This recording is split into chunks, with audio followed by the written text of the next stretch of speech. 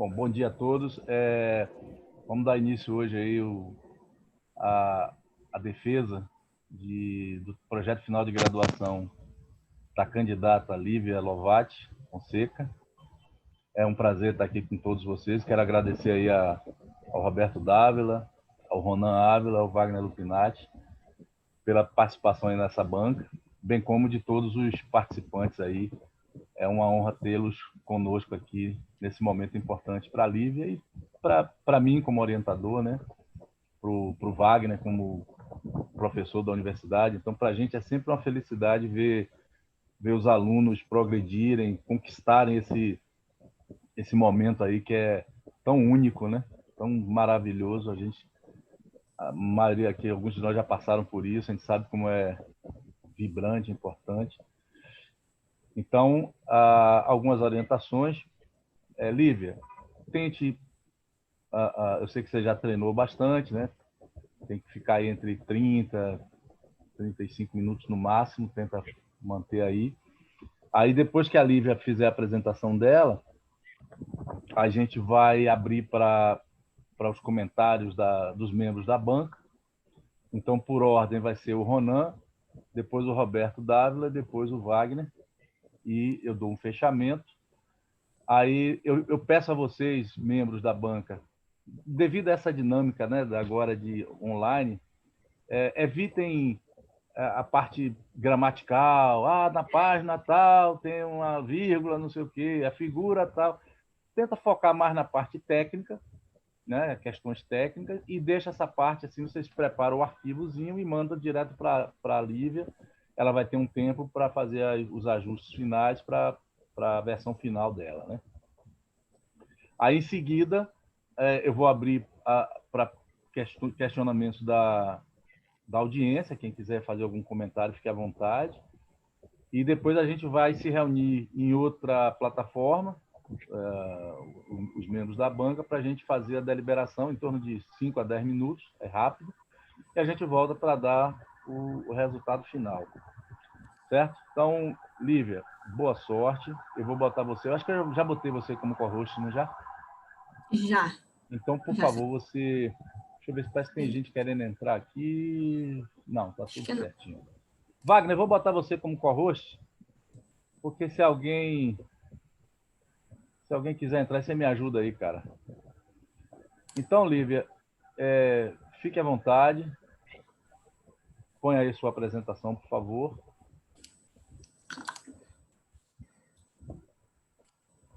Joia.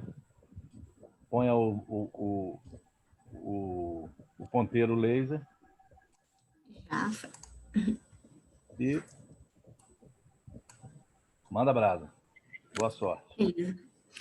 Bom dia a todos. Bom, então, como o Freire falou, hoje eu vou apresentar o meu trabalho de conclusão de curso, intitulado Avaliação de Atributos Sísmicos em Corpos Turbidíticos da porção nordeste do novo campo de Jubarte, no Parque das Baleias, Bacia de Campos, sob a orientação do professor Dr. Antônio Fernando Menezes Freire. A apresentação vai se dar dessa forma, falando um pouco sobre o objetivo do trabalho, seguido pelo contexto regional e local em que a área de atuação está inserida, passando para a fundamentação teórica no depósitos turbidíticos e atributos sísmicos, os materiais e métodos utilizados, resultados e discussão, conclusão, referências bibliográficas e, por fim, os agradecimentos. O objetivo do trabalho é avaliar a resposta de atributos sísmicos previamente selecionados sobre os reservatórios turbidíticos do campo de Jubarte, na Bacia de Campos. Para atingir esse objetivo, temos que entender a geologia deposicional local, identificar os corpos turbidíticos e compreender as particularidades de cada um, e, por fim, aplicar os atributos sísmicos entendendo as especificidades de cada método. Então, o contexto regional está inserido com relação à Bacia de Campos, não uma bacia de margem passiva, cuja formação está associada à ruptura do supercontinente Gondwana e à abertura do Oceano Atlântico Sul. Ela é considerada a segunda bacia mais prolífica do país e, em junho desse ano, 2020, foi responsável por 29% da produção total de óleo do país. E com relação à carta estratigráfica utilizada nesse trabalho, A modelo, né, foi criada por Winter, Janert e França, de 2007, e que, com relação ao sistema petrolífero da bacia, diz que a geração predominantemente de óleo é lacustre, né, associada aos folhelhos do grupo Lagoa Feia, de idade barremiana aptiana, e que foi migrado para os arenitos do Neocretáceo e também os turbiditos do Eoceno, que são os reservatórios do pós-sal encontrado no Parque das Baleias. Vale lembrar também que no Parque das Baleias também há o play do pré-sal, porém não vai ser o foco de estudo hoje. Com relação ao Parque das Baleias, ele está localizado aqui a norte da Bacia de Campos, próximo à Bacia do Espírito Santo. As suas descobertas no pós-sal foram feitas em 2001, e depois da confirmação das reservas no pré-sal, foi sugerida uma mudança do ring-fence desses campos, né, do complexo do Parque das Baleias, para melhor adequar os limites dos reservatórios. Então, aqui na imagem à esquerda tem os limites antigos e depois de 2019, que foram mudados os ring-fences. Então, o novo campo de Jubarte, em 2020, foi considerado o quarto maior campo produtor de petróleo do país, somando as suas reservas de pós e pré-sal. Então, passando para a fundamentação teórica dos depósitos turbidíticos, os turbiditos nada mais são do que densas massas, né, de areia que, devido ao contraste de densidade entre o fluxo e o meio circundante, fluem em declive abaixo. Eles podem ser originados como resultado de eventos catastróficos de curta duração, como ondas de tempestade, e grandes cheias fluviais, sendo então de longa duração. E a região da cabeça, aqui na figura, é a região mais densa do corpo e é responsável por erodir o substrato e incorporar esses sedimentos erodidos ao restante do corpo, à medida que flui o declive. Então, conforme vai ganhando mais massa, ele ganha velocidade, e esse ciclo de ganho de massa e ganho de velocidade, ele termina quando não há mais uma inclinação suficiente para que esse corpo ganhe velocidade. Então, ele começa a perder energia.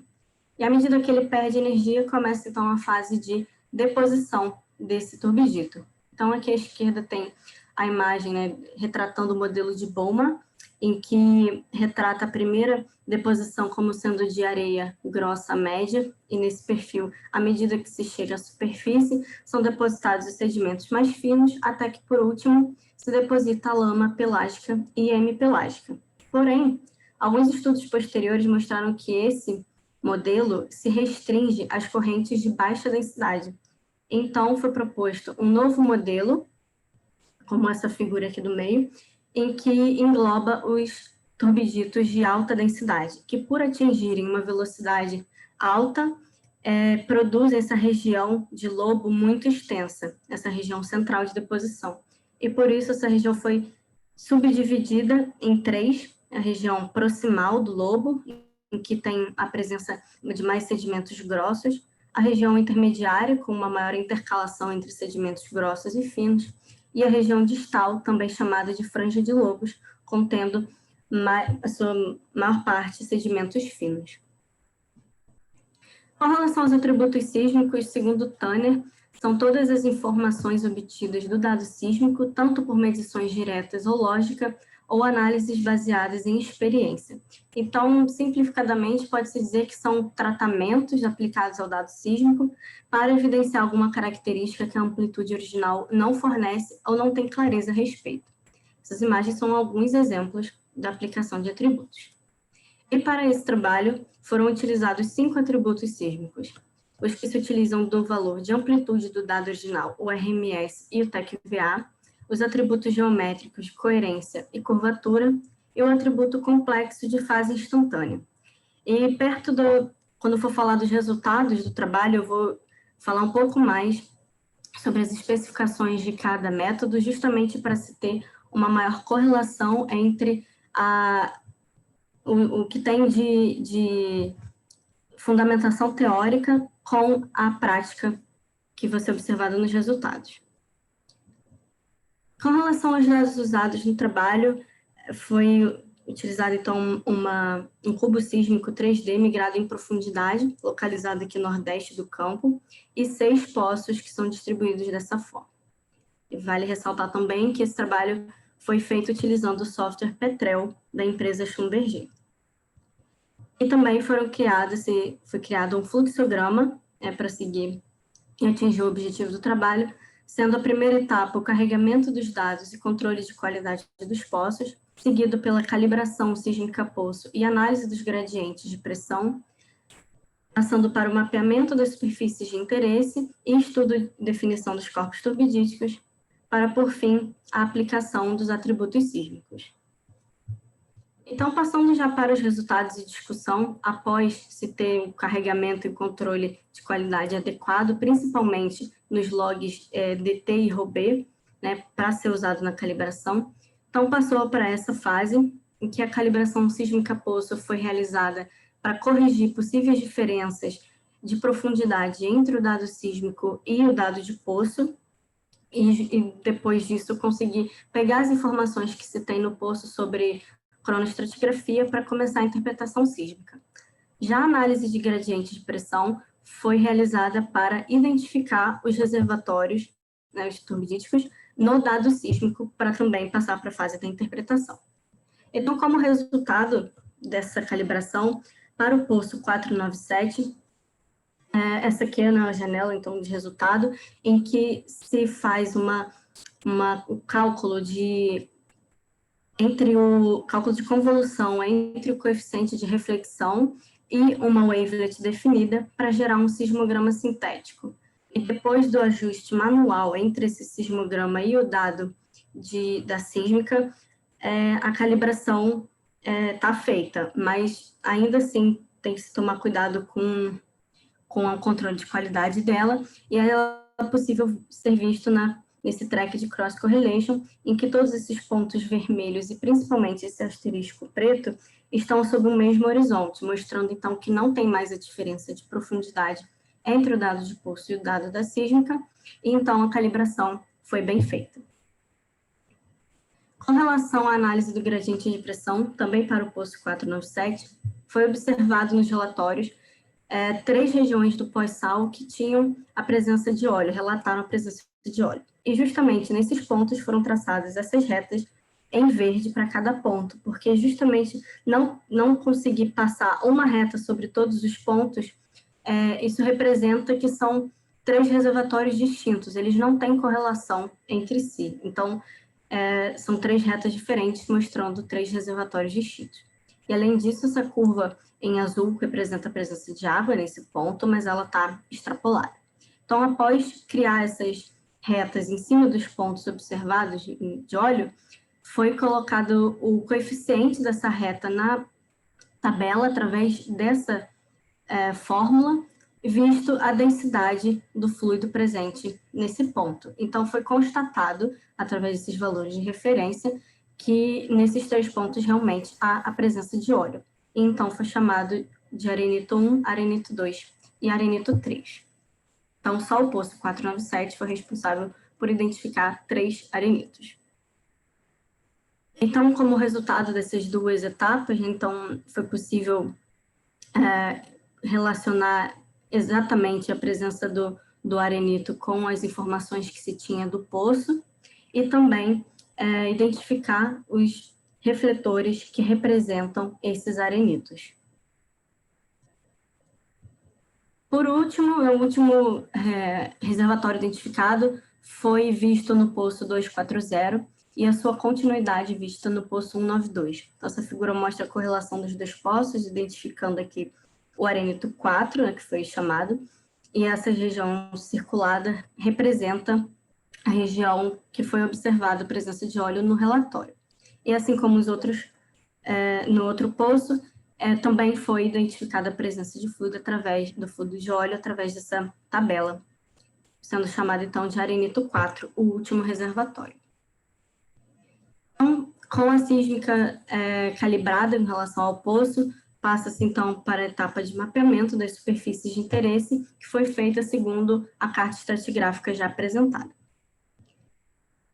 E essa imagem mostra uma inline leste-oeste, passando pelo posto 497, em todas as superfícies mapeadas no dado sísmico, identificando aqui a presença, né, já de uma grande movimentação na região mais baixa em relação ao sal, a movimentação do sal, e também a presença das falhas, as falhas geradas por essa movimentação. Mas elas são melhor vistas nas crosslines norte e sul, como essa imagem, em que se observa claramente a presença das falhas relacionadas à holocinese, que reconfigurou toda essa porção superior de sedimentos acima da camada do sal. Então, numa visualização mais 3D, percebe-se o protagonismo da holocinese nessa configuração dos reservatórios, que estão entre essa superfície do Maastrichtiano e do Eoceno, que é o intervalo de ocorrência desses turbiditos, e também a presença de grandes falhas que, por vezes, chegam até o fundo do mar, sendo responsáveis por transportar o óleo do grupo Lagoa Feia até esses reservatórios eocênicos.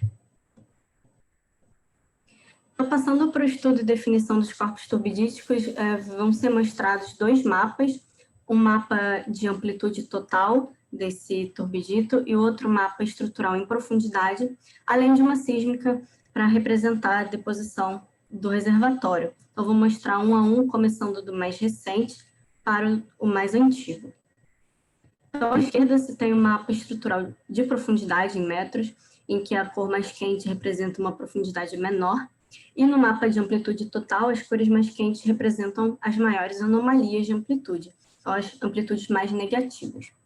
Então, para o arenito 1, é possível perceber que ele pega grande parte da sísmica, está representada por esse quadrado em azul, e ele é muito segmentado pela presença das falhas, principalmente aqui nessa região e também na região a sul.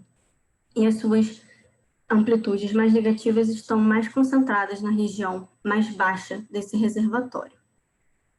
Com relação à sísmica, então, ele vai representar essa influência das falhas na segmentação, tendo uma porção mais superior, uma falha e o restante desse reservatório mais rebaixado, como mostra essa imagem, né, identificando aqui o topo do reservatório 1, e também tem a presença da falha nessa borda a leste, né, depois da região mais baixa, porque com relação às trapas, um turbidito já tem naturalmente, já é caracterizado naturalmente por uma trapa estratigráfica.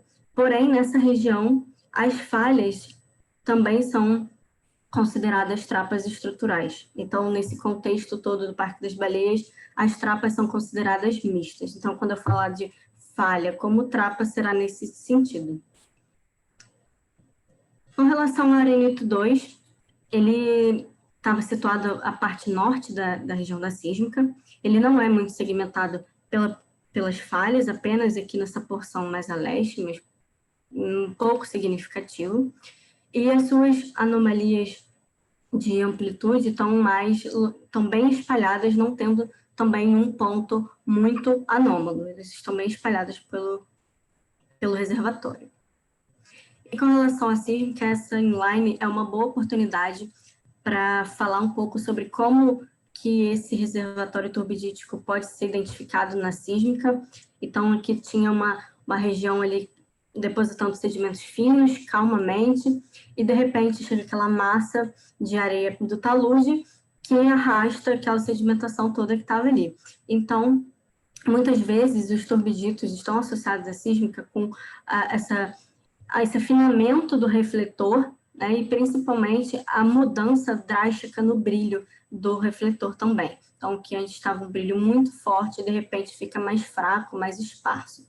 E além disso, essa inline também consegue mostrar uma estrutura que vai de encontro a toda a estruturação, né, que está representada nessa região, que é justamente o indicativo direto de hidrocarboneto, sendo chamado, então, de flat spot, como mostra essa figura. Então, o topo do arenito 2 e a presença do seu flat spot associado, indicando diretamente a presença de hidrocarboneto. Com relação ao arenito 3, ele é um corpo pequeno, situado a nordeste do campo, né, da sísmica, e ele tem esse formato alongado, justamente porque nesse limite a sudeste tem uma falha em que gerou um alto estrutural e condicionou essa deposição, e as suas anomalias, né, de amplitude, as amplitudes mais negativas, seguem esse contorno alongado também. Então, com relação à sísmica, essa seria o ambiente, né, em que ele se encontra, quase sempre caindo, né, na leste-oeste, né? Leste-oeste. E o arenito 4, ele já é um reservatório maior que o 3, e as suas amplitudes mais negativas também estão espalhadas, principalmente pela região central. Também não tendo nada muito anômalo, tanto é que nem tem a cor vermelha nesse mapa.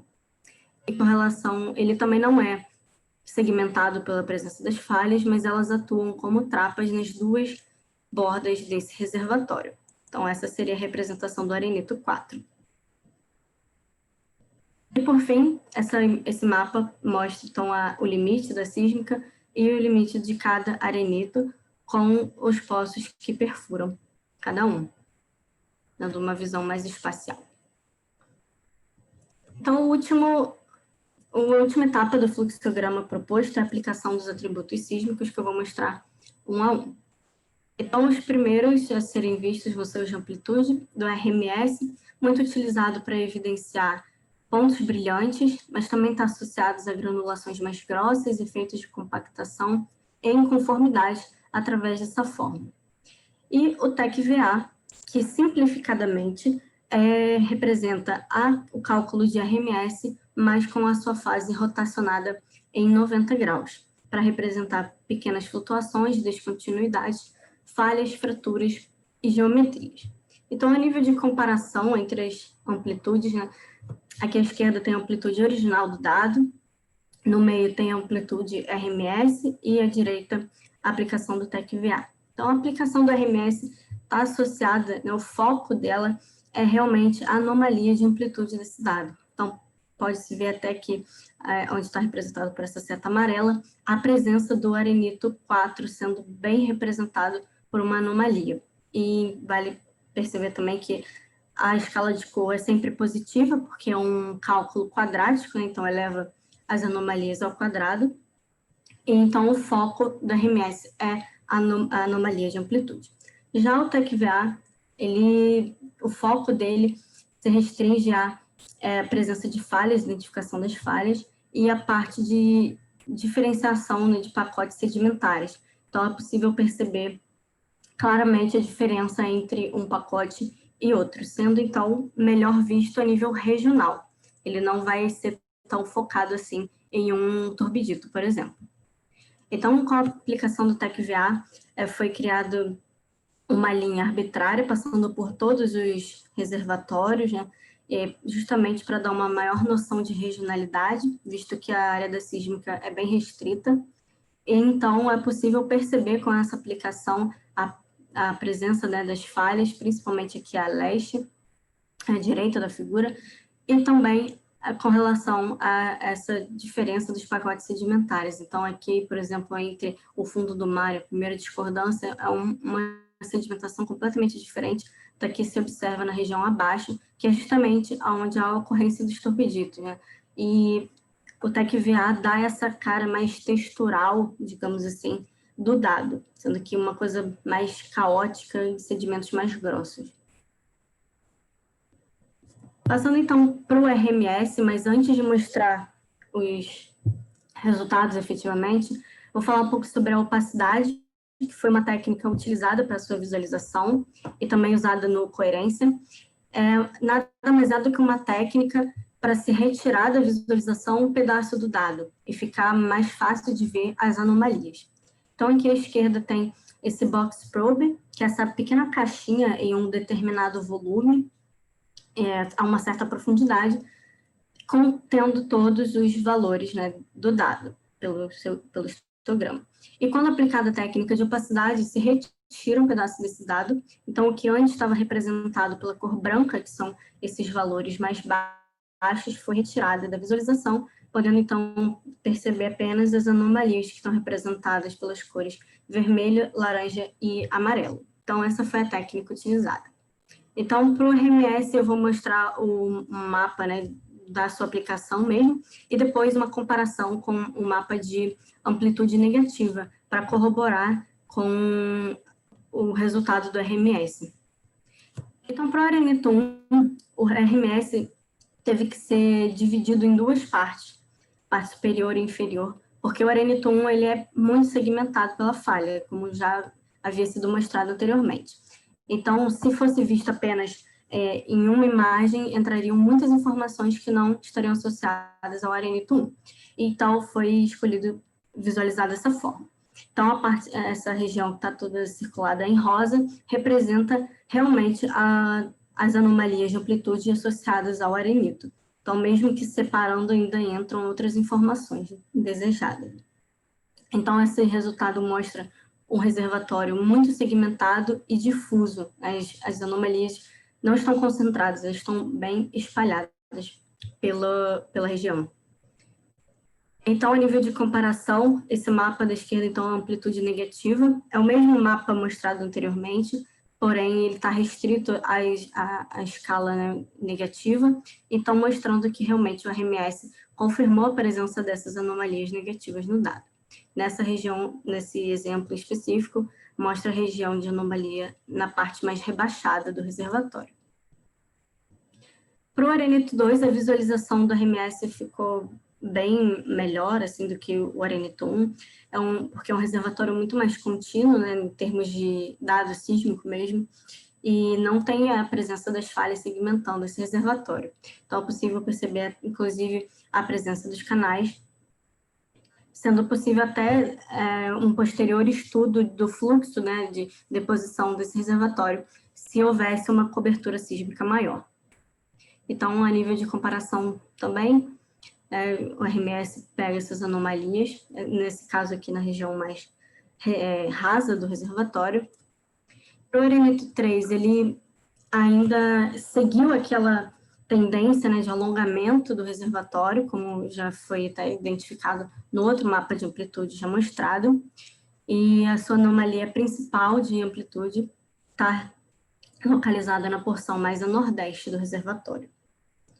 E com relação ao arenito 4, ele mostrou também que esse arenito as anomalias estão bem mais concentradas do que o arenito 3 e o 1, por exemplo, e concentradas principalmente na região mais central desse subdito, como mostra essa figura aqui.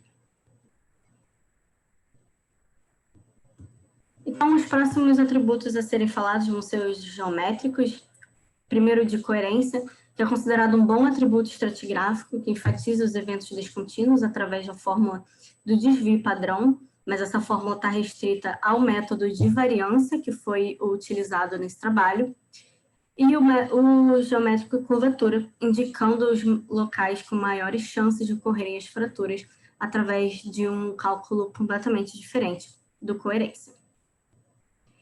Então, coerência foi utilizado o método de variância, e à esquerda tem o box probe, né, ainda sem a técnica de opacidade, evidenciando fortemente a presença de grandes falhas, principalmente essa aqui, na borda sudeste, e à direita, a confirmação da presença dessas falhas de acordo com os polígonos que foram gerados na interpretação sísmica. Então, o gerado pela coerência representa muito bem a presença dessas falhas. Vale destacar ainda que esse método, a escala de cor é binária, né, então vai de 0 a 1, sendo 1 a maior variância do dado, ou seja, é o que mais se difere do dado que está em torno dele, sendo a anomalia.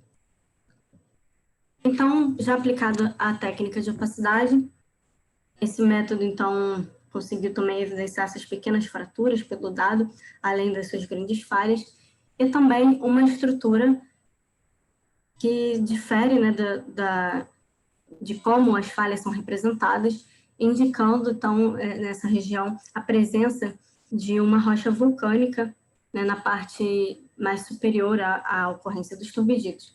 Porém, ele brilhou porque, provavelmente, o processamento desse dado não ocorreu de uma forma que deveria nessa região, então esses dados abaixo da rocha vulcânica ficou comprometido, né, esses dados matematicamente falando, ficaram comprometidos. Então, por calcular o desvio padrão, essa região foi bem destacada pelo variância. E dando um zoom maior na região, né, da sísmica, nível de sísmica, a presença de uma falha, por exemplo, está associada a esses gomos em vermelho, né, representando que são, então, valores diferentes, né, do que estão em volta, sendo, então, um bom indicador dessas estruturas. E com relação à comparação da sua amplitude, esses valores, né, anômalos de coerência estão associados a amplitudes mais positivas, os valores mais perto do zero, em azul, diferentemente dos arenitos mostrados anteriormente, que estão associados a amplitudes mais negativas, né, mais perto do vermelho.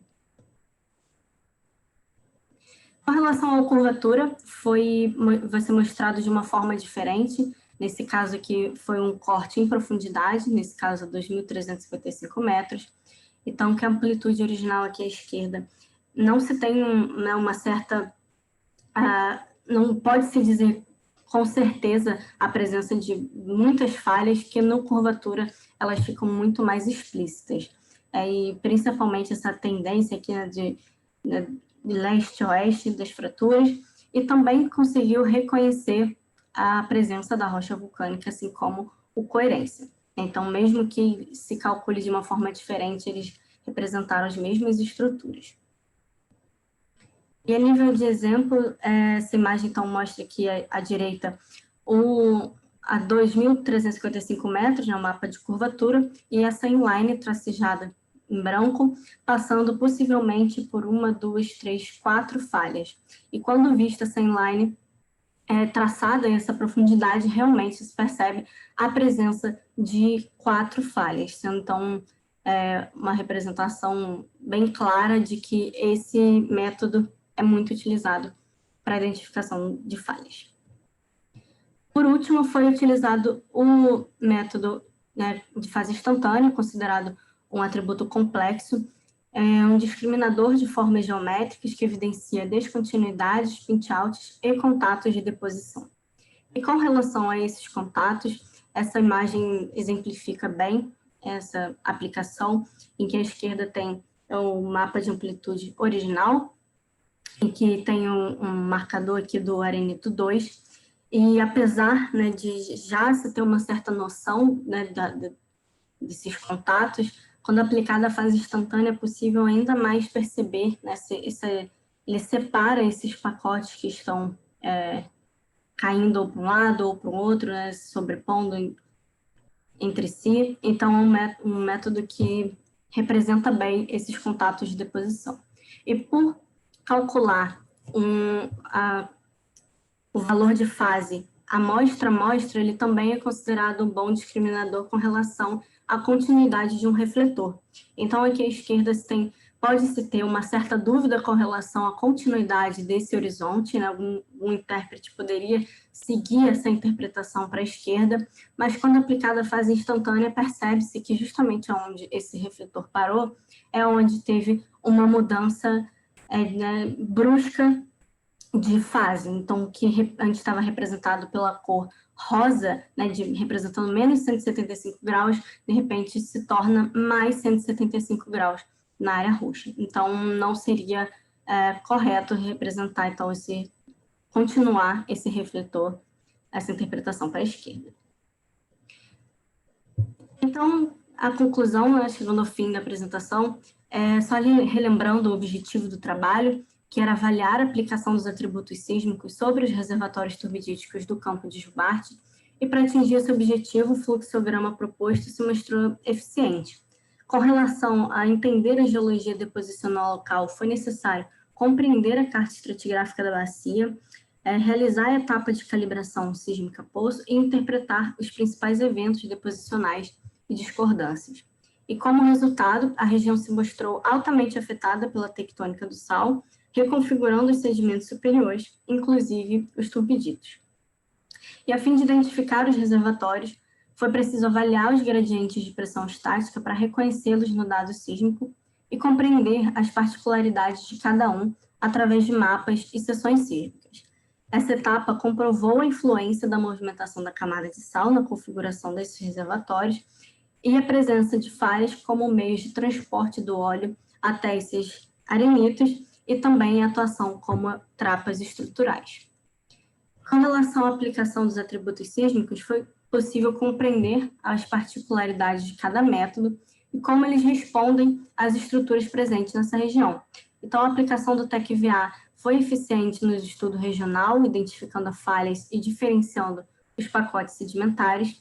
A utilização do RMS propiciou uma visualização tridimensional das anomalias de amplitude que estão associadas aos reservatórios, e os atributos geométricos de coerência pelo método de variância e a curvatura se mostraram eficazes na identificação de falhas e fraturas. E, além disso, conseguiram revelar uma região anômala, que antes tinha passado desapercebida, que representa a deposição de uma rocha vulcânica sobre a área de ocorrência dos turbiditos.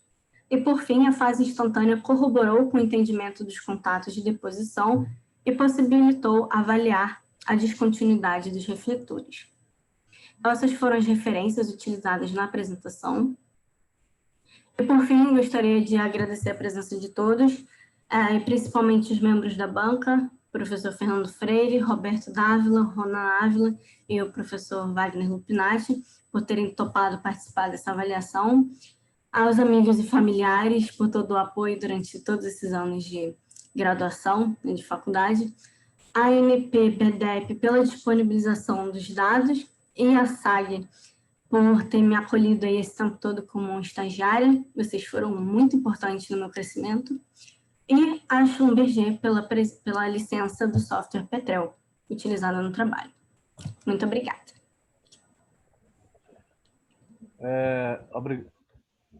Parabéns, Lívia. Nós que agradecemos. Deixa eu só...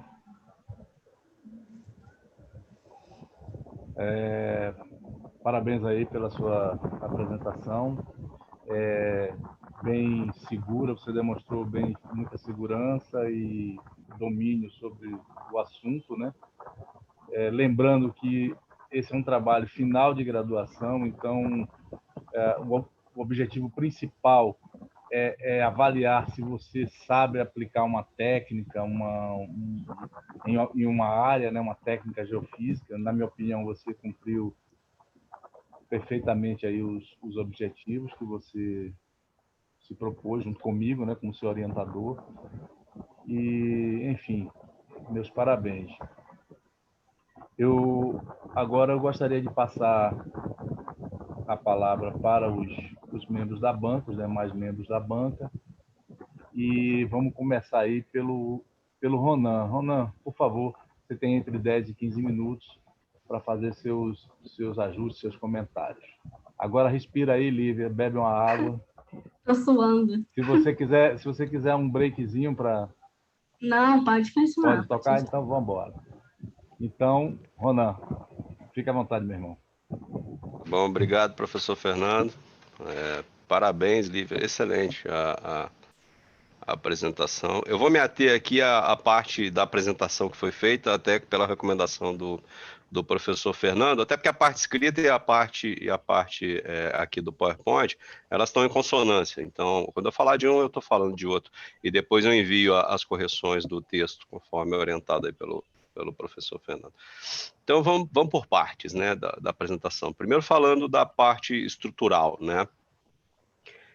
Ela está limpa, né? O seu PowerPoint está muito bem trabalhado. Você vê dedicação, né? Esse PowerPoint não saiu em 1 ou 2 semanas. Claramente ele teve um trabalho, retrabalho e revisão. Ele tá extremamente... Você vê uma dedicação muito grande em cada slide, né? Você vê que cada figura tem a dedicação nos mapas, eles estão paralelos, eles estão alinhados, eles estão com as coordenadas colocadas, eles estão com escala, eles estão com mapa. A mesma coisa na sísmica, né? Você teve o cuidado de colocar tudo que é texto, tudo que está lá é legível, né? Não existe nada nas suas figuras ou na sua apresentação que esteja lá e que eu não consiga ler, ou tenha visto, ou tenha qualquer problema de formato. E isso é muito negligenciado, mas é muito importante. Então, claramente, você se dedicou à própria elaboração do PowerPoint do ponto de vista visual e do ponto de vista estrutural também. A segunda coisa é como você montou o PowerPoint, né? Sob o meu ponto de vista, ele está muito didático, né? Aquele slide em que você coloca as caixas lateralmente, dizendo do fluxo que você vai falar, e voltando em cada uma daquelas caixas para que a gente possa voltar e acompanhar o seu raciocínio, isso também faz bastante diferença sob o meu ponto de vista.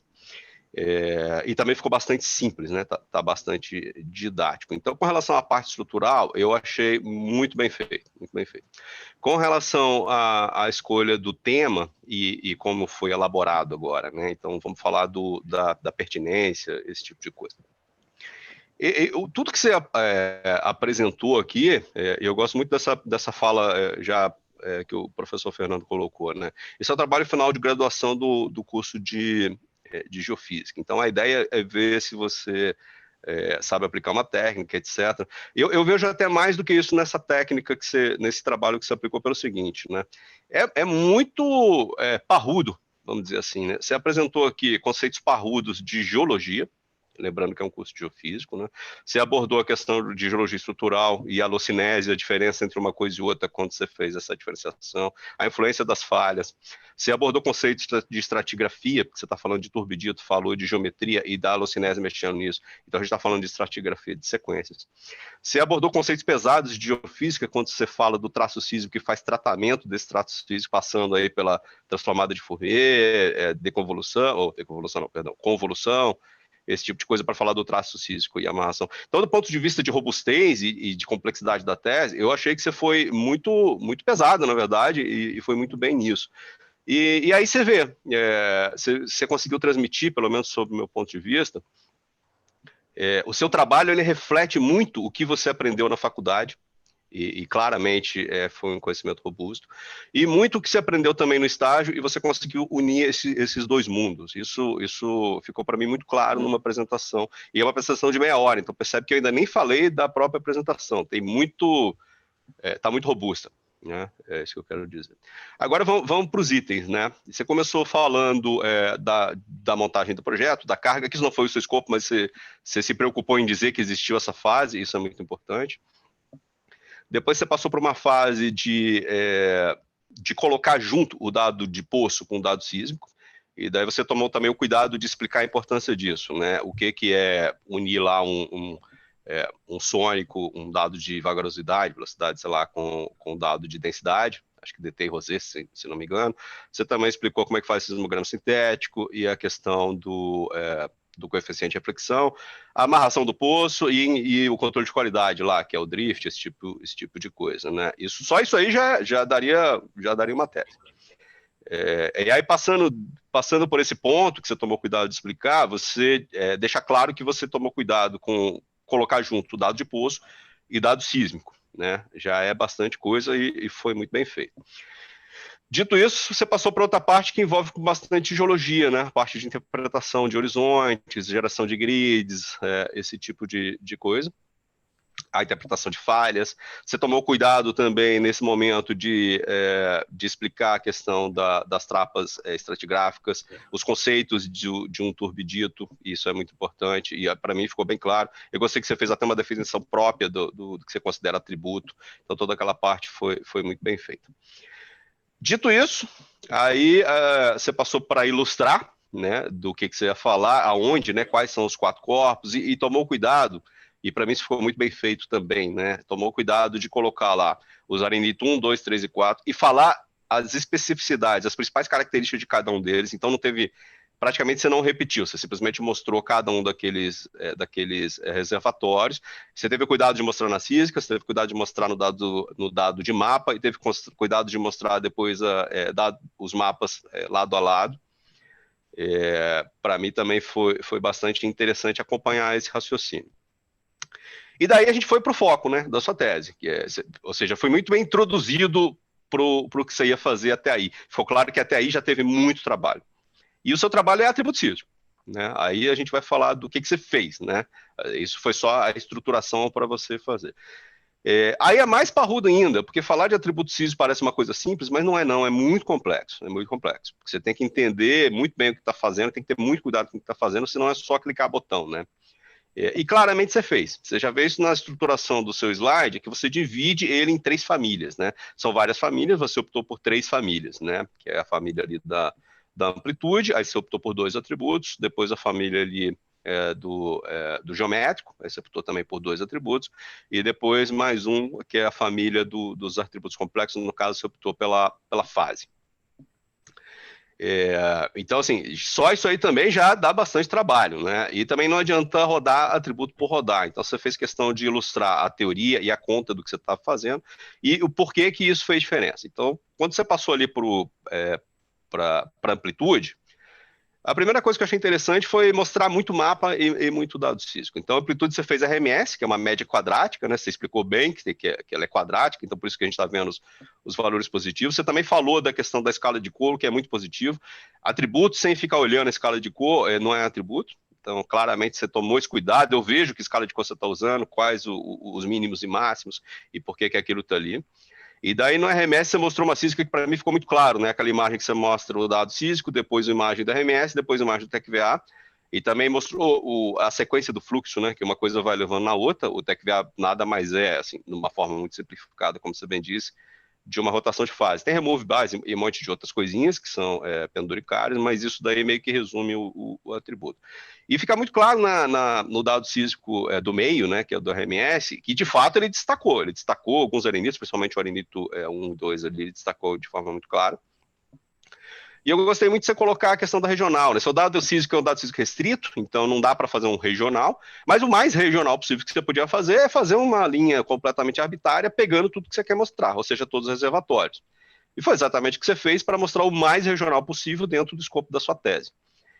Assim foi feito, então a gente viu lá uma sessão arbitrária com o TecVA que está muito bem parametrizado, né? Ele ficou muito interessante, e eu concordo, ele mostra muito claramente a diferença entre os pacotes sedimentares, até porque ele é uma métrica quadrática janelada, né? Então ele também mostra muito a questão estrutural macro, e você deixou isso muito claro. Então, assim, do ponto de vista de amplitude, ficou muito bacana, porque a gente tem amplitude normal, que é um dado físico bem ruidoso, apesar de ser migrado em profundidade. É uma região geologicamente complexa, como você bem disse. Então, o RMS ele destacou coisas que você queria destacar, e você fez isso muito bem utilizando opacidade, box probe e todas as segmentações que foram possíveis de ser feitas. Assim como você, de forma complementar, mostrou no dado físico de uma forma arbitrária, o TecVA mostrando a questão regional dentro do limite do possível para o limite dos 3D do seu dado. Né? Se fosse um dado, um escopo maior, mais dimensional, provavelmente você pegaria também linhas 2D gigantes para fazer. Mas eu achei muito boa essa saída que você deu de fazer o mais regional possível dentro da sua limite de atuação diária. Aí passou para os atributos geométricos, né? Ali eu achei que foi melhor ainda, porque assim, você percebe que você rodou atributos para resolver ou para melhorar a visualização de coisas completamente diferentes da primeira família de atributos que você falou de amplitude. Ali você não está mais preocupado com amplitude, você está preocupado com geometria, né? Mas não geometria do corpo tubidítico, geometria do contexto, né? E ali você tem estrutural envolvida pura e simples e alocinese, conforme você bem explicou. Ficaram muito bons. Cara, muito bom. Você vê claramente as falhas, né? E aí você teve cuidado de fazer inlines, mostrar as falhas também no dado físico para ver que corrobora.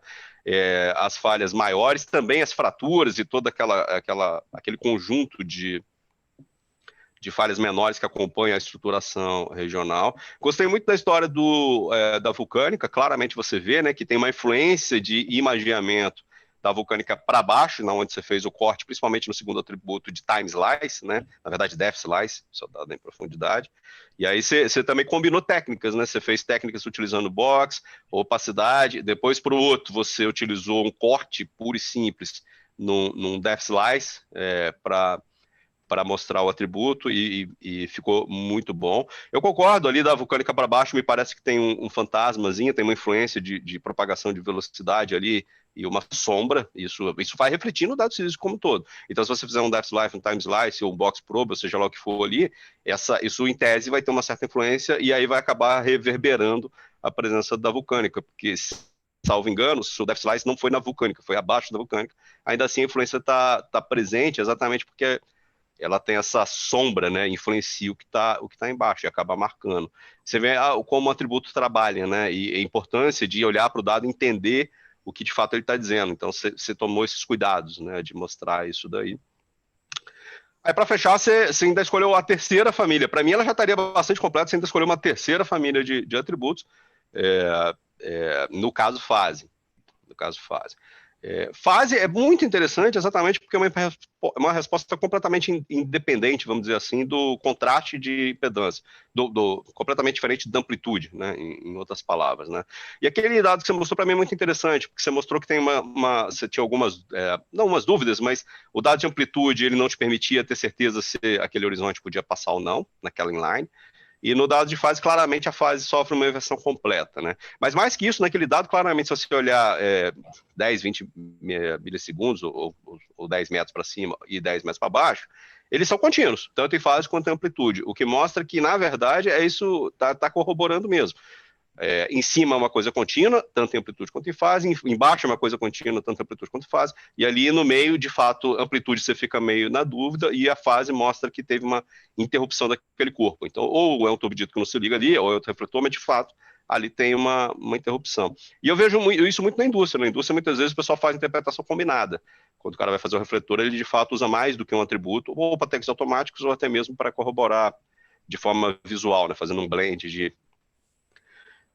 de informações. Então, assim, foi muito completo, porque você pega um dado físico e você começa a destrinchar ele, né? Você melhora algumas visualizações do ponto de vista de amplitude para coisas específicas e também para regional. Depois você passa por os atributos geométricos e faz dois diferentes e toma cuidado de dizer se a escala é binária, se não é, e o que a gente está vendo ali, e por fim, fase.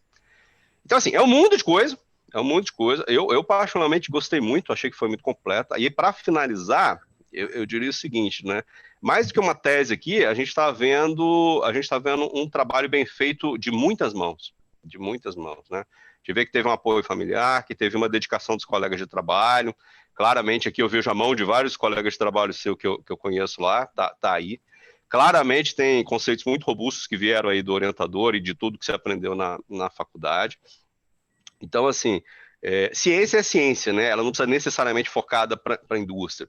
Mas, nesse caso, eu vejo a ciência e vejo uma tese muito aplicada, né? Eu vejo um profissional entregando um trabalho que lhe capacita para viver um novo momento que vai vir agora, né? Vem aí o final da graduação. E o tanto de coisa que você apresentou aqui, eu diria que você poderia já ser aproveitado, por exemplo, numa empresa de prestadora de serviço, uma operadora, ou qualquer uma delas, porque o conteúdo foi bem disseminado, né? Bom, então, assim, é isso, né? As correções eu envio lá depois. Parabéns pelo trabalho, né? Pela interação que você teve com muita gente, está na cara que isso aconteceu nesse trabalho, isso também é importante.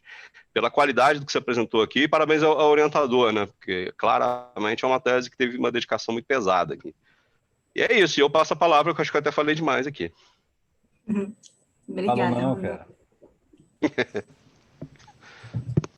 Quer comentar alguma coisa, Lívia? Não, só obrigada mesmo. Realmente, eu concordo com tudo que você falou. Tem muitas mãozinhas aí espalhadas pelos slides de outras pessoas. Eu também concordo com o Ronan. Muito obrigado, Ronan, pelos elogios, né? Realmente tem muitas mãos envolvidas nisso, mas a gente sabe, o pouco que a gente conhece a Lívia, a gente sabe que a maior parte das mãos é dela mesma. A Lívia é uma pessoa que tem uma personalidade muito forte, né? A gente que está convivendo com ela, a gente sabe disso, né? A gente até já teve uns probleminhas porque ela realmente tem uma personalidade muito forte. Mas isso, por outro lado, é muito bom porque ela corre atrás, o mérito é dela, né? A gente tem uma participação significativa, mas o mérito todo é da Lívia, né? A gente reconhece nela uma excelente profissional e eu concordo plenamente contigo. Essa é uma das virtudes do nosso curso, né? A gente tem tentado fazer isso, é preparar os estudantes para o mercado de trabalho e para a ciência, né? Ele decide se ele vai fazer academia, se ele vai fazer se ele vai trabalhar na indústria. Então a gente tem através principalmente do nosso grupo, né, do GECA, Grupo de Interpretação Exploratória e Caracterização de Reservatórios, do qual o professor Wagner Lupinati é o líder, né?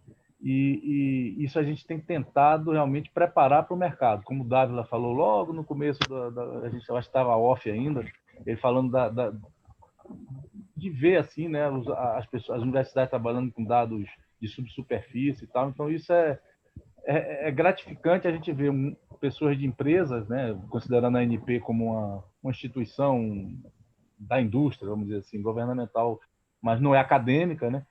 E ver isso, um elogio vindo de você, dos seus colegas e tal. Com certeza o estágio dela na ANP foi muito bacana, proveitoso, ela realmente aprendeu muito. E é isso aí. Muito obrigado, Ronan, pela participação, pelos comentários. E, Lívia, ele vai te passar os ajustes, alguns ajustes, deve ter alguns ajustes. Você, por favor, depois você tem atenção para resolver. Dando prosseguimento, eu vou passar agora a palavra para o meu grande amigo Roberto Salvador Francisco Dávila, que é geólogo da Petrobras, que também vai fazer os seus comentários. Roberto, fique à vontade, meu irmão. Um bom dia a todos. Muito obrigado pelo convite para participar dessa banca desse trabalho de conclusão. Me surpreendeu a qualidade e a profundidade que um trabalho de conclusão de curso está sendo desenvolvido. Isso só depõe a favor da grande formação que a UFF está proporcionando aos seus alunos e possivelmente hoje a que melhor prepara profissionais para a indústria do petróleo no Brasil. Nós temos visto aí os orientandos a nível de graduação e de pós-graduação do professor Wagner, do professor Fernando Freire, com um domínio da metodologia e não só conhecendo muito bem a geofísica, como também continuando a pensar como geocientistas, né, de uma maneira mais ampla, o que dá um potencial ainda maior para o emprego da geofísica na indústria do petróleo. As minhas observações vão muito na linha daquilo que o Ronan acabou de falar. Gostei muito teu trabalho de conclusão, é muito abrangente, é impressionante você ter conseguido lidar com tanto dado diferente, dados de pressão, perfis, a sísmica com vários atributos e tem uma boa geologia ali associada a isso o tempo todo. Então, gostei bastante também. Depois eu vou te enviar as minhas observações. Olha, eu tenho só um reparo mais forte a fazer sobre o teu trabalho de conclusão, que lá no resumo, bem no início, você colocou que as incertezas a respeito da interpretação sísmica podem ser resolvidas por uma simples aplicação de um atributo específico. E você, ao longo de todo o teu trabalho, demonstrou que não é tão simples. Trabalhoso, é complexo, tem que integrar muitos conhecimentos da geofísica com a geologia, tem que raciocinar muito, tem muita tentativa e erro, e hoje você pode usar outras tecnologias para você fazer isso. Não é simples. Não é simples. Ele é facilitado, mas não é simples. Tá? Uhum. Um outro ponto aí que a gente observa bastante em trabalhos acadêmicos, né, é a expressão exploração de um campo. Né? A gente não faz a exploração de um campo, né? Exploração vem numa fase anterior, até você descobrir um campo. A partir daí, todo esse trabalho de geologia, geofísica, engenharia do reservatório, a gente está falando do desenvolvimento da produção de um campo, a explotação de um campo. São pequenos detalhes, né? Também uma série de análises geológicas, daí você separou o geológica do estrutural, né? Então, a gente, em geral, quando vai falar da aplicação das geociências, da geologia, ao grande trabalho da indústria do petróleo, a gente está falando de análises geológicas, geofísicas e geoquímicas, né? Nosso professor Freire é um grande geoquímico de petróleo do Brasil. Gostei muito do apanhado dos atributos, da geologia da bacia de Campos, diferentes fases exploratórias. O Ronan fez um bom detalhamento aí de como você abordou bem e aplicou bem toda a metodologia de trabalho com os atributos. Em termos de estratigrafia, em Boré, Ali você colocou apenas como carbonatos, né? O Emboré, ele tem as faces clásticas também, né? Os siliciclásticos do membro São Tomé, então tem que acrescentar isso.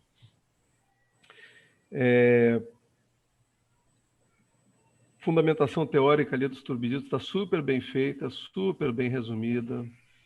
Você está com um trabalho de conclusão aí que é uma boa base para alguém que vai começar a olhar sobre turbiditos, aplicação de atributos e tal. É um belo material para embasar trabalhos subsequentes.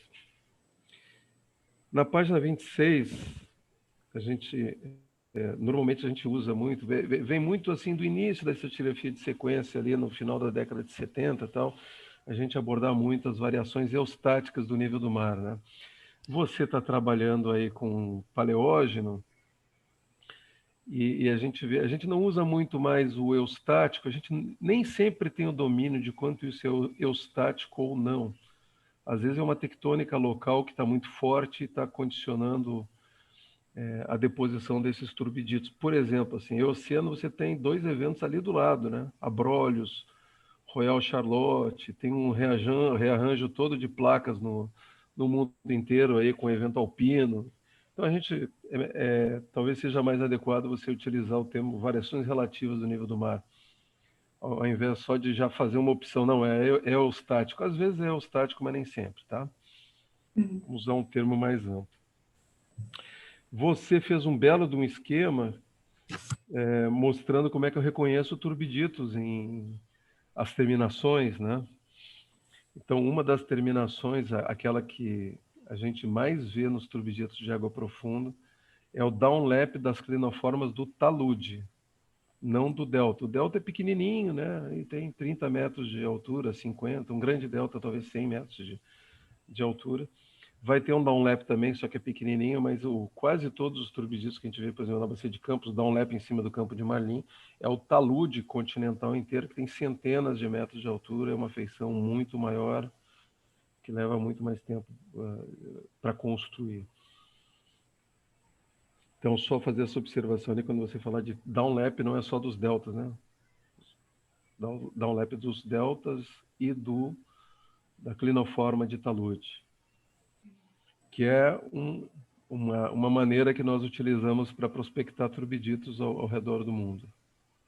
Justamente essa questão da terminação, né, de um corpo, de um mound, frequentemente anômalo, como você bem demonstrou, e com downlap das grandes clinoformas do talude sobre esses reservatórios.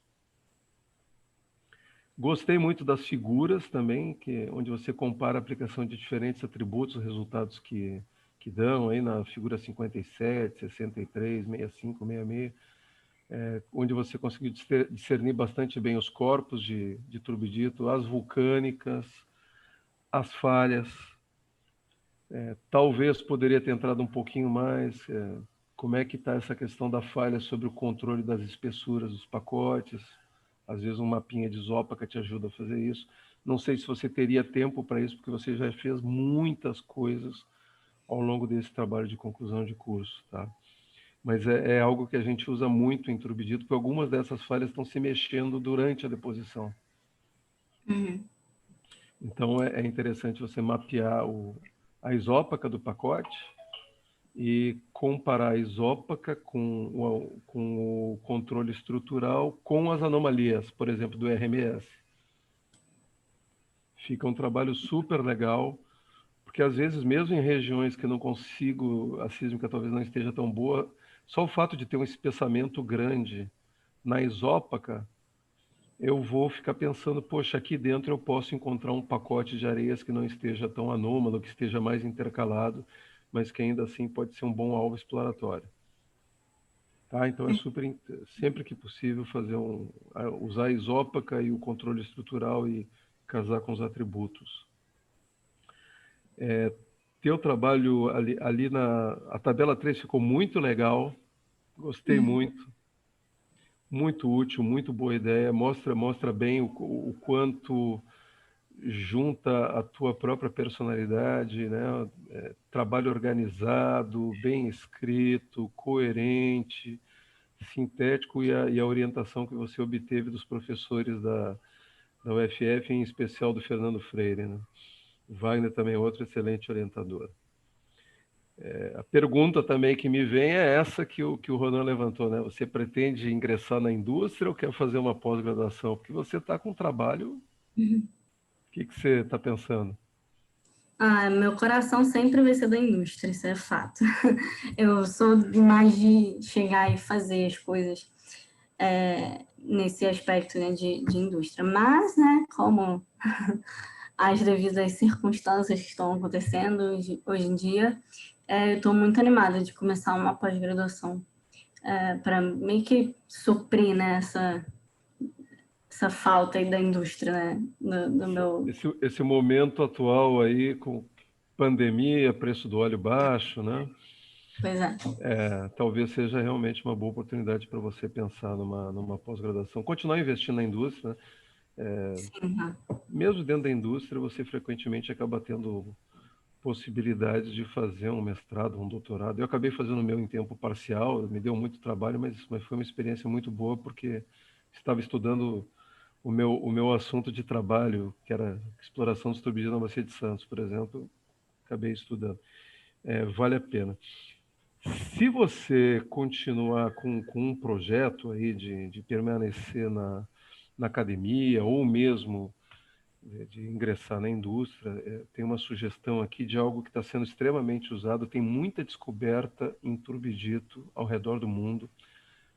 O pessoal tem chamado isso de Play Jubilee, né, que são reservatórios turbidíticos que são carregados por uma geradora marinha profunda também. Então você encontra esse play aí em Sergipe, Alagoas, Água Profunda, as grandes descobertas hoje que a Exxon está fazendo nas Guianas, lá no polo de Lisa, as descobertas que tem na África do Sul, na bacia de Oenico, em Rovuma, na bacia de Colville, no Alasca. É um play que está dando muito resultado, muitos bilhões de barris, tá? Acho que todo mundo quer encontrar um pré-sal, mas um pré-sal se forma em condições muito mais específicas do que aquelas que governam os turbiditos, por exemplo. É mais fácil achar grandes acumulações do Aravante ao redor do mundo do que achar um outro pré-sal. O pré-sal é uma grande raridade, tem que ser valorizado justamente por essa grande raridade que ele configura em termos geológicos e de recursos também. Bom, tem dois atributos aí a utilizar, tá? O sweetness é um deles. Sim, foi Vale a pensado. pena, eu acho que se o FF quiser investir, até fazer trabalhos para pesquisar a resposta diferente do sweetness versus o RMS, eu tenho a impressão que ele consegue ressaltar ainda mais alguns corpos, de uma maneira muito rápida, já na fase exploratória. E dá para usar o TecVA em mapa também. A quantidade de detalhes internos na arquitetura dos turbiditos que você vê, quando você tem a aplicação do TecVA em mapa, que ressalta super bem as falhas, né? No turbidito, né? Fica espetacular. Um grau de detalhe muito maior do que aquilo que a gente obtém com os mapas de amplitude. Muito Verdade. legal. Verdade. Então é isso, quero te parabenizar. Gostei muito do teu trabalho e bem-vinda, né, nossa futura colega aí. Parabéns. Obrigada, Roberto. Muito bom ouvir de alguém que foi a referência para falar de turbidito, dizendo que o trabalho tá bom. Obrigado e parabéns. Obrigada. A gente que te agradece, Roberto. Excelentes comentários, como o do Ronan também. Eu acho que é legal, a gente tem procurado formar as bancas sempre assim, alguém mais da área de interpretação, alguém mais voltado à rocha, à geologia mesmo, e alguém mais voltado à parte de geofísica mesmo, né? Então, eu acho que a gente conseguiu montar uma banca, quando vocês verem o próximo membro, que é o Wagner, certamente ele vai pesar mais na parte da geofísica, então eu acho que isso é bem legal. Só de fazer um comentáriozinho só, Fernando, elogiar a ANP e a Schlumberger pela disponibilização dos dados e dos softwares. Isso faz uma grande diferença. Isso vai fazer uma revolução na formação dos nossos profissionais na indústria do petróleo. Então, de parabéns. Realmente, você tem toda a razão, cara. A gente tem tido o maior apoio da ANP e dessas empresas também para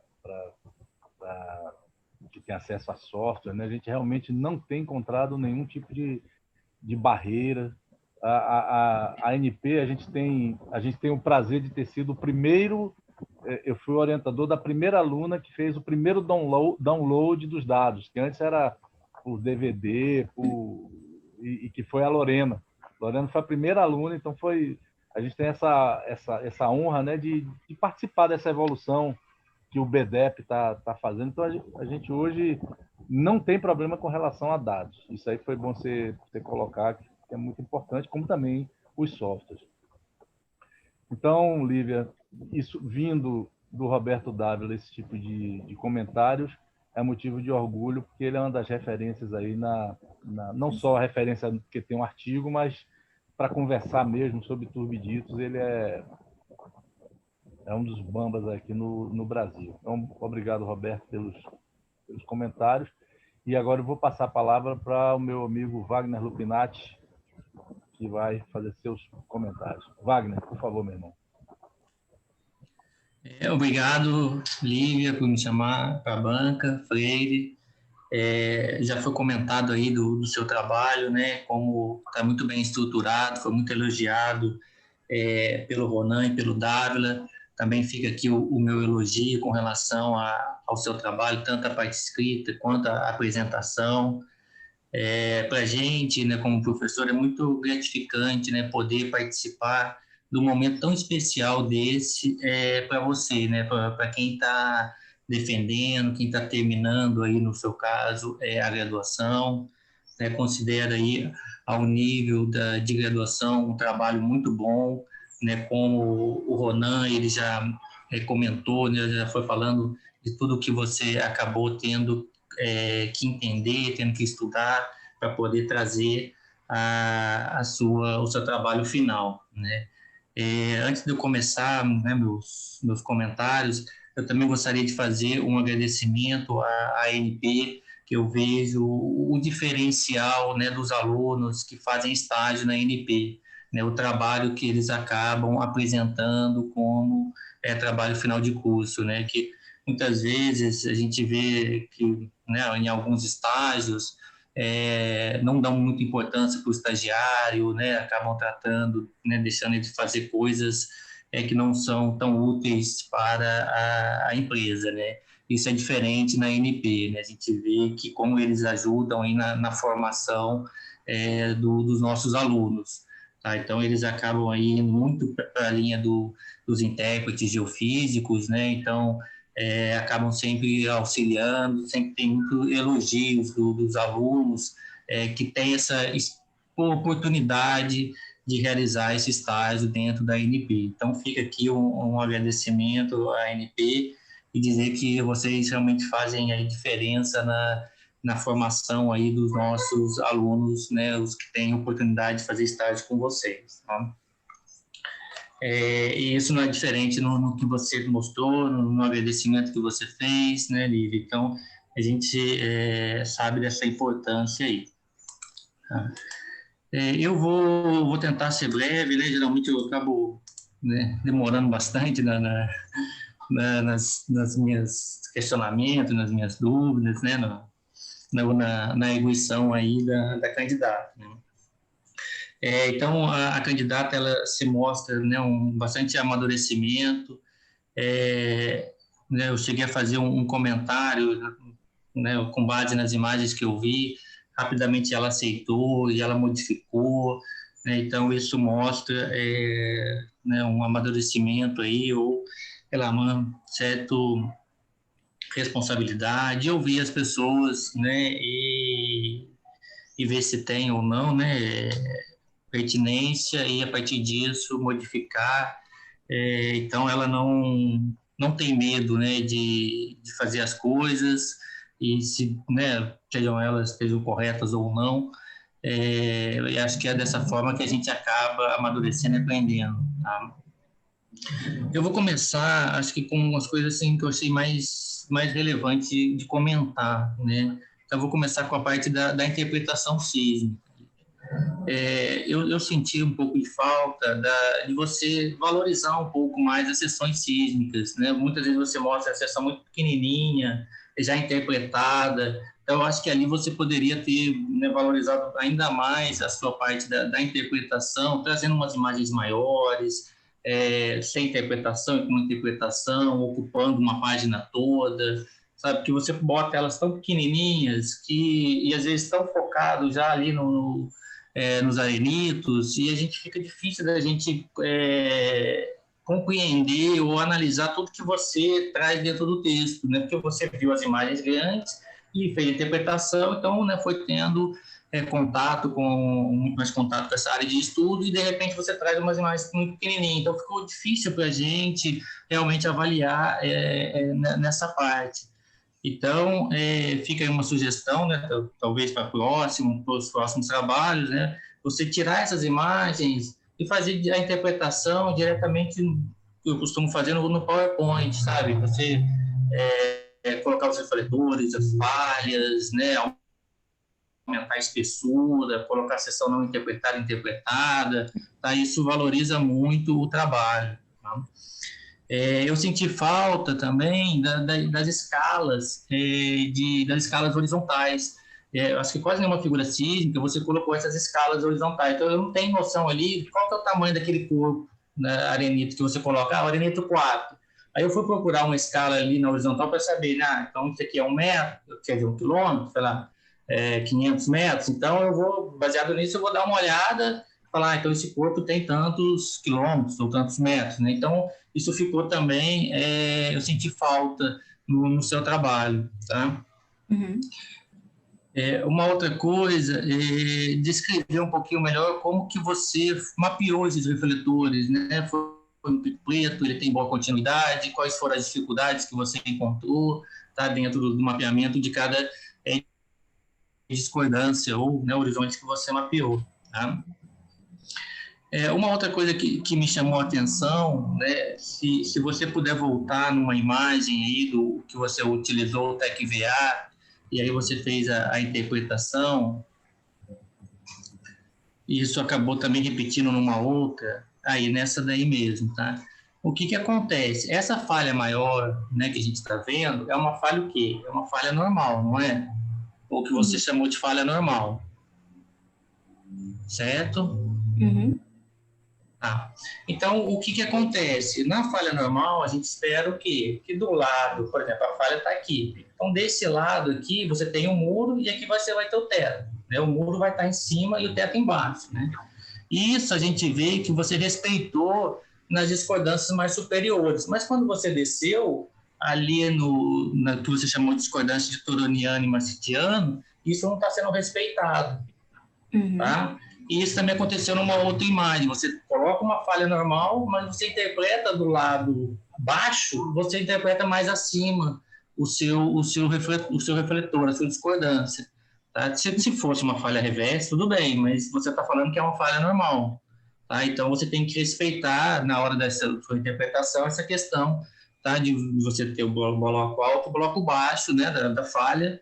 Né? Então, nesse caso, uma falha normal, você vai ter o muro no alto e o teto para baixo. Tá? Uhum. Uma outra coisa que me chama a atenção é a questão de você chamar aquele corpo de areneto 1. Você identifica ele num alto e depois identifica ele num baixo. Quem garante que aquilo é o mesmo corpo? Como que você chega nessa análise sua, nessa conclusão? Você chegou só com base no poço, no perfil do poço? Ou você teve algumas informações a mais para falar, não, é o mesmo corpo que, pela falha, ele está no bloco alto ou no bloco baixo? Como que você consegue chegar nessa conclusão para chamar ele de areneto 1? Porque eu vejo que está uma diferença, né, bem grande, né? Sim. Então, porque o mapeamento desse arenito, ele começou, acho que, se eu não me engano, nesse poço daqui.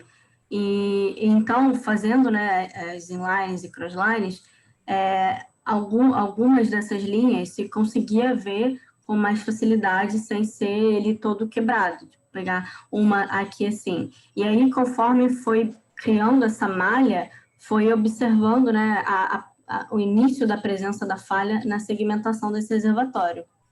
E aí depois isso foi confirmado já que todos os poços estavam bem calibrados, de que realmente aonde eu tinha marcado, estava batendo com as informações de cada poço. Então, uma coisa que eu senti um pouco de falta é, assim, eu sou meio receoso com relação a mapear, a rastrear esses corpos arenosos, né? Porque a gente sabe que tem questão de resolução, tem às vezes pouco continuidade e tal, né? Ainda mais nesse sistema turbidítico e tudo mais, né? Então, você poderia ter colocado uns mapas, umas DFSLIs, você colocou uma ou outra que eu vi na parte dos atributos, né? E nessa parte da interpretação você ficou muito concentrada em analisar a amplitude, né, na sua interpretação desses corpos, né? E não colocou, né, faltou um pouco dessas sessões em amplitude mesmo, tá? Para a gente poder ver como é que é, tentar entender um pouquinho mais, né, como é que é esse corpo turbidítico, antes de você já de cara já jogar um mapa do topo deles, né, e amplitude, na amplitude, né? Uhum. E aí, aproveitando esse mapa da direita, né, você poderia ter usado amplitude mínima, né, porque você mapeou ele como sendo um pico negativo, né? Então, eu acho que dá uma maior visibilidade e tal, se você colocar ele como sendo amplitude mínima, né, ele indo de 0 até o negativo, né? Eu coloquei isso à medida que eu fui lendo, né, coloquei essa observação lá, depois lá na frente eu vi que você fez isso, em algum mapa você colocou realmente amplitude mínima. Então, esse aí eu acho que já poderia também ter sido apresentado com amplitude mínima, porque você rastreou essa amplitude negativa, né? Então, isso que não faz sentido você colocar o mapa de amplitude total, já que esse seu topo, né, que você está considerando do areneto 1, é o da amplitude mínima, né? Ele é negativo, então coloque aí a amplitude mínima, acho que isso é fácil de você corrigir, né, ou colocar. Né? Deixa eu ver se tem mais alguma coisa que possa complementar.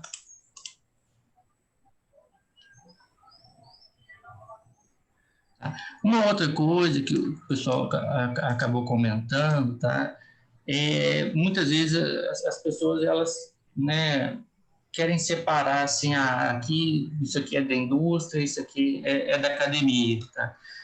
Você como uma profissional, né, independente se for agora na academia e depois for para a indústria, tá? Uma coisa que vai fazer um diferencial na sua carreira é você sempre estar lendo, né, artigos, vendo livros, sempre estar estudando, em constante formação, tá? Para que você possa, não ache simplesmente, eu vou para a indústria, eu vou ficar só aplicando técnicas e não vou ler, né, outros trabalhos, outras coisas que estão saindo, que estão sendo desenvolvidas, tá? Então, tenha isso sempre em mente, tá? Que eu estou na indústria, mas eu vou continuar estudando, eu vou continuar lendo, né, o que as pessoas, sei lá, geofísica de reservatório, ou os intérpretes geofísicos, o que eles estão produzindo, o que está, né, sendo publicado, tá? Para que você possa sempre estar fazendo uma associação do que você está lendo, né, se atualizando e trazendo para a sua profissão. Tá? E aí, nisso, eu senti um pouco, algumas coisas um pouco desatualizadas dentro da sua monografia. Tá?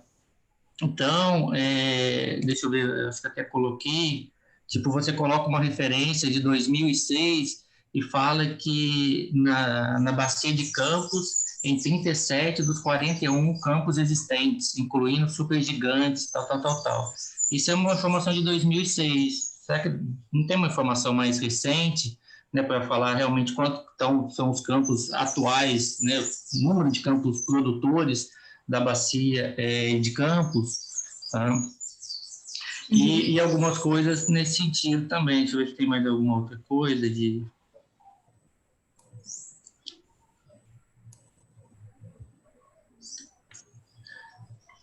você teve em algum momento que você fala do boletim da ANP de 2019, que a Bacia de Campos representou 29%. Isso realmente está correto, né? Foi no ano, né? E depois você traz que, na sua apresentação, colocou de 2020, do boletim de junho ou julho, né? Não me recordo agora. E aí, realmente, acho que isso aí, você sempre está buscando. Eu vi que em alguns, você acabou trocando, né, o nome do campo também, né, o novo campo de Jubarte. Eu vi que você fez alguma dessas alterações ao longo do texto, mas em alguns momentos ainda você acaba citando o campo de Jubarte. Então, tomar cuidado com isso também, né? E aí, acho que para finalizar, tá, falar um pouquinho da sua revisão, tá, do seu texto. Você faz uma revisão muito boa sobre os depósitos turbidíticos, fala do modelo de Buma, fala depois do MUT, só que você não traz isso para a sua área de estudo, sabe? Você não fala como é, né? Qual é o sistema turbidítico, se você considerar o MUT 1, né? A definição, a divisão dele dos tipos 1, 2 e 3. É as 3 que ocorrem? Qual que ocorre com maior normal, né? Qual geometria se espera que ocorra com maior frequência, né? Para depois, assim, você buscar isso ou, né, a partir das suas análises, trazer isso. Isso você fez muito bem nos atributos. Você fala dos atributos e depois contextualiza ele com a sua área de estudo. Tá? Porém, sobre a revisão do depósito turbidítico, eu acho que você fez uma boa revisão, mas você não trouxe isso para as suas discussões. E aí eu senti um pouco isolado isso, sabe? Uhum. Sim. Então, eu coloquei aqui, entender um pouco mais sobre os processos de deposição turbidítica do Parque das Baleias, inferindo o ambiente em que se deu a acumulação de hidrocarbonetos. Então, fica aí também uma sugestão, um comentário, talvez não... eu acho que você consiga incorporar isso ainda, né? Porque isso é só texto, você não vai mudar nada. Uhum.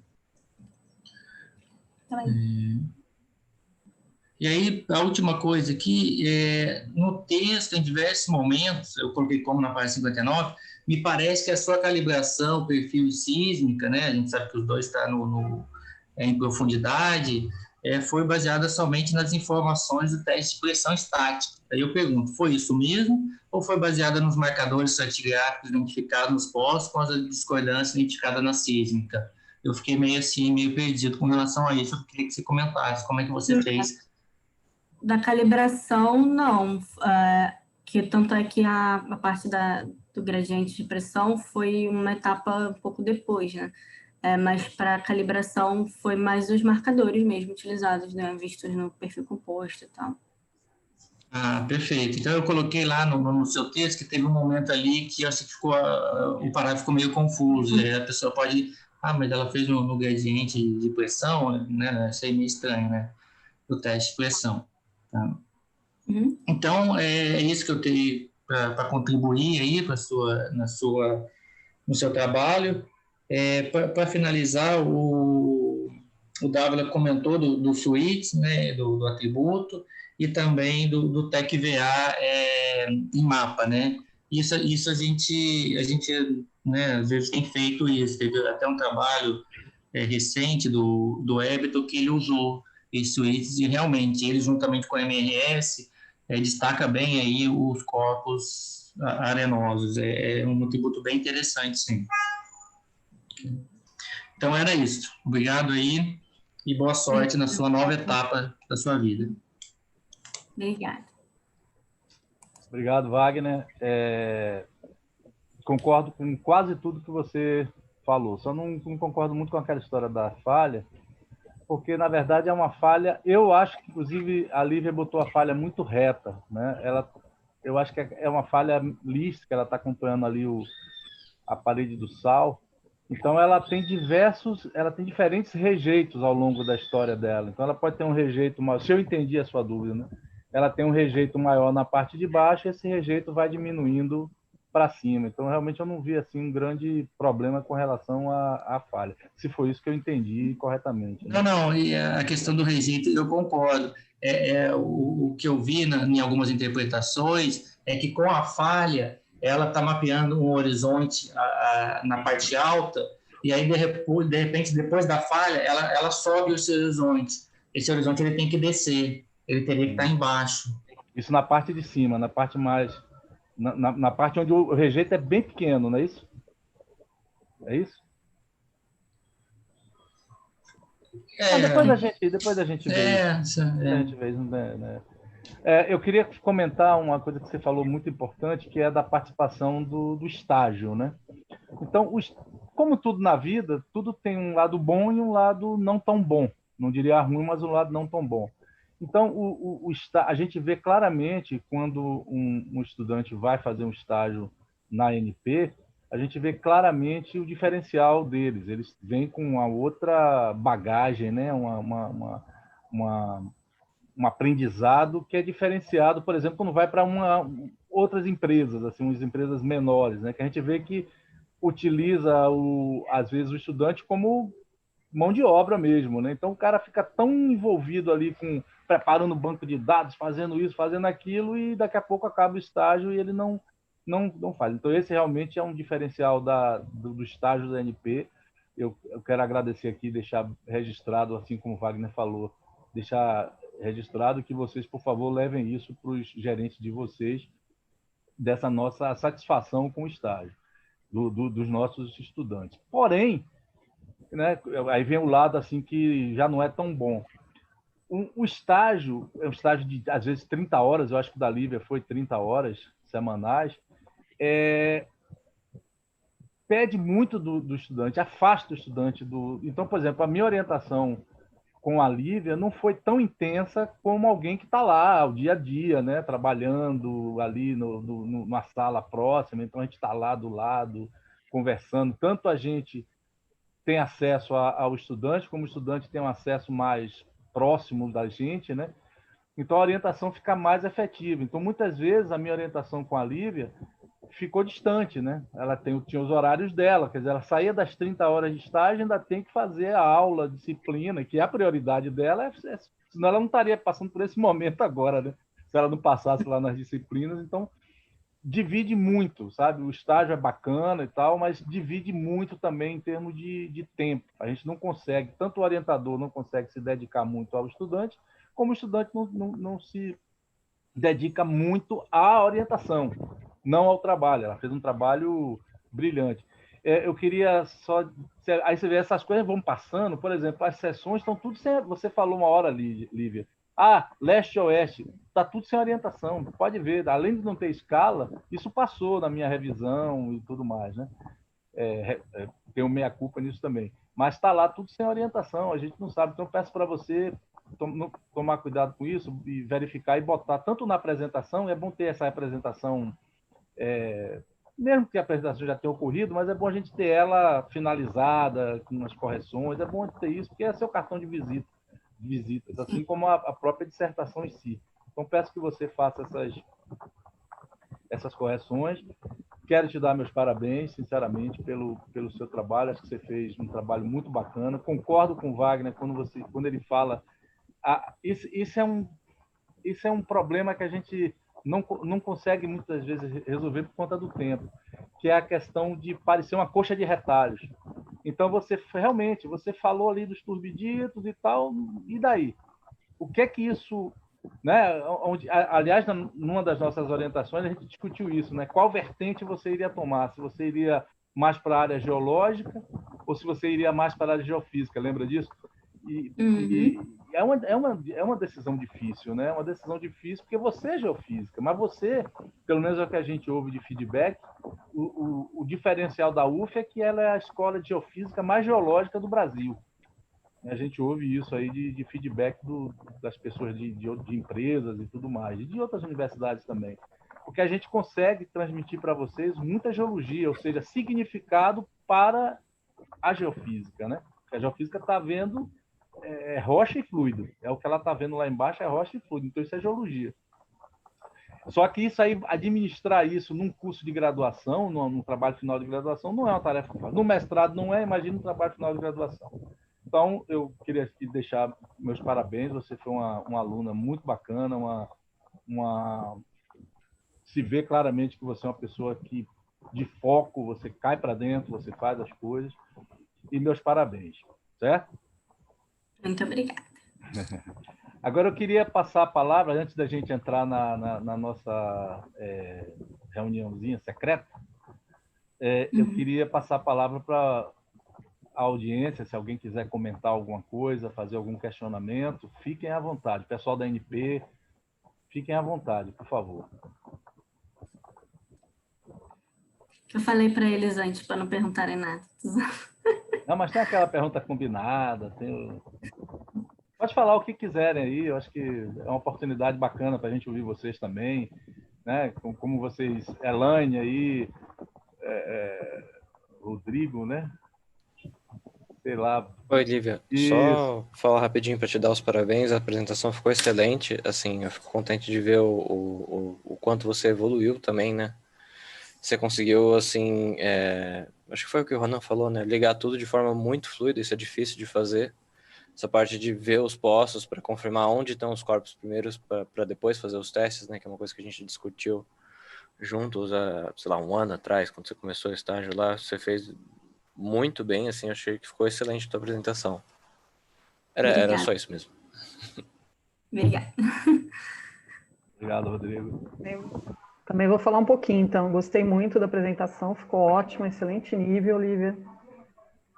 Excelente apresentação, até a gente aprende também. Eu não fiquei muito ligada à Lívia, né, que ela trabalha em outro grupo, então eu não vi esse crescimento, assim, né, gradual. Eu já vi ela no comecinho e agora no final, né, então me surpreendeu bastante. Gostei muito da explicação dos atributos sísmicos.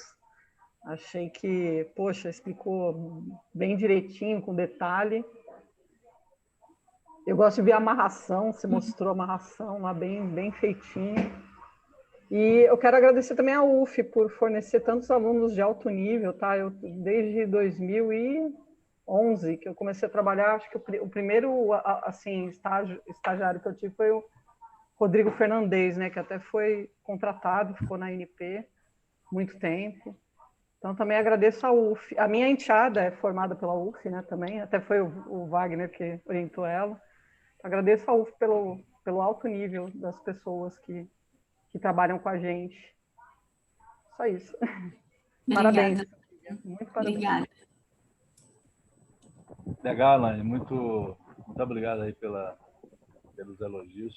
Sua enteada é brilhante, né? Thaís Malê. Mais algum comentário, pessoal? Bom, então, já que não há, eu vou vamos aqui ver se eu consigo fazer as coisas aqui. Eu vou dar uma pausa aqui na gravação. Vou pedir para o pessoal da banca, os membros da banca, mutarem aí os microfones e as câmeras de vocês aqui no Zoom e minimizarem e irem lá para o outro link lá do Google Meet para a gente fazer uma rápida discussão. Enquanto isso, a gente pede Lívia e demais colegas que aguardem aí, por favor, e daqui a pouco a gente volta, tá?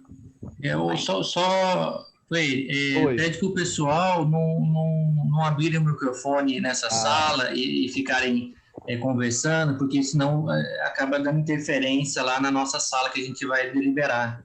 Isso, porque essa sala vai continuar aberta para a gente também. Então, se vocês começarem a falar, aí a gente fica ouvindo de lá, tá bom? Então, beleza. é o tempo de beber uma água, dar uma relaxada um pouquinho. 5 ou 10 minutos a gente volta. Tá bem. Vou pausar aqui a gravação. Tomou um chazinho de camomila, Lívia? Não, depois é para dormir. Você viu que demorou muito tempo, né? Porque realmente a aprovação ou a reprovação foi muito discutida, tá? Então, agora o seu orientador aí vai dar o parecer se foi aprovado ou não. Manda abraço.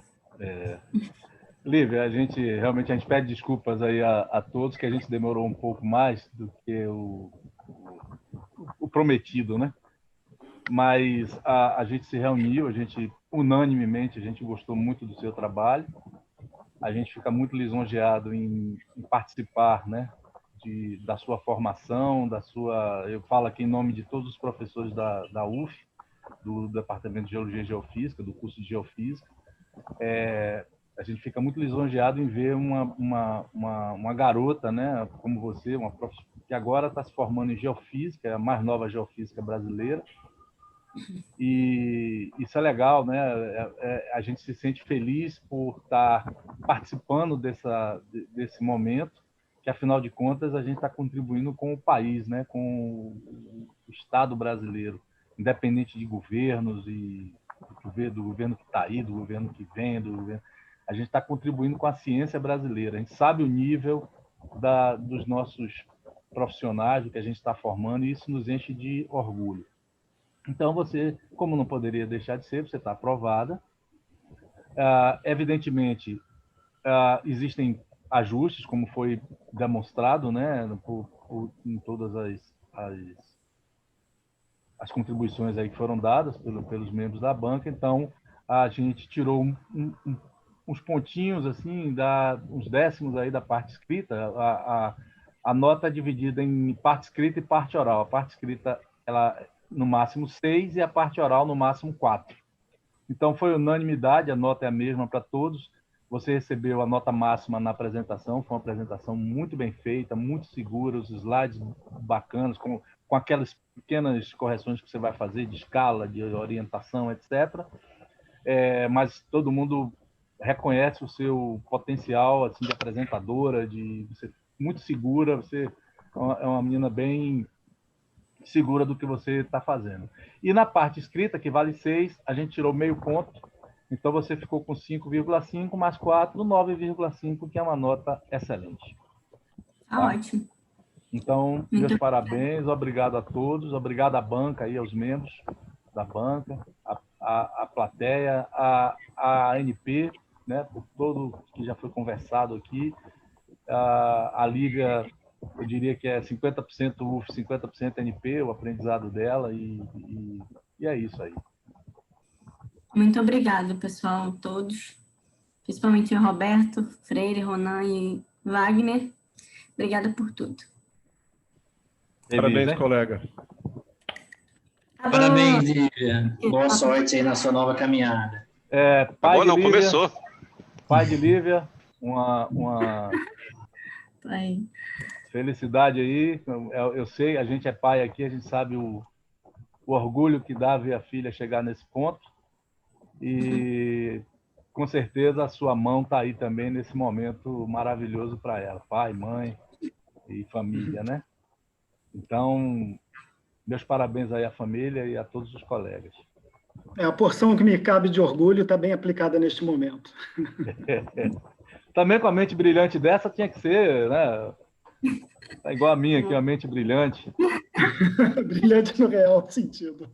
Tirando o Wagner, tá geral aí. Tá geral, exatamente. O brilho. Wagner chega lá. Wagner vai chegar lá, ele vai chegar Wagner lá. chega lá. O Wagner está escondido, porque é atrás, é a coroinha.